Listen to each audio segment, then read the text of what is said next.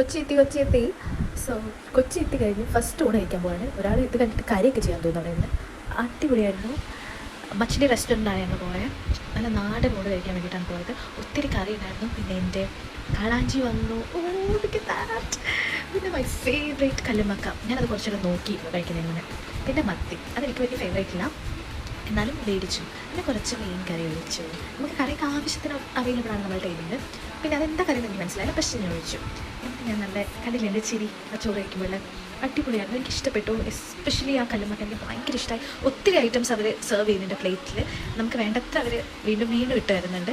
ചൊറക്ക മേടിക്കാം. ഫുഡ് കഴിച്ചുകൊണ്ടിരിക്കെ ചേച്ചി പാൽക്കപ്പയും കൊണ്ടുവന്നു. അതൊക്കെ സൈഡ് ഡിഷ് ആട്ടോ, നമ്മൾ എക്സ്ട്രാ പറഞ്ഞൊന്നുമല്ല.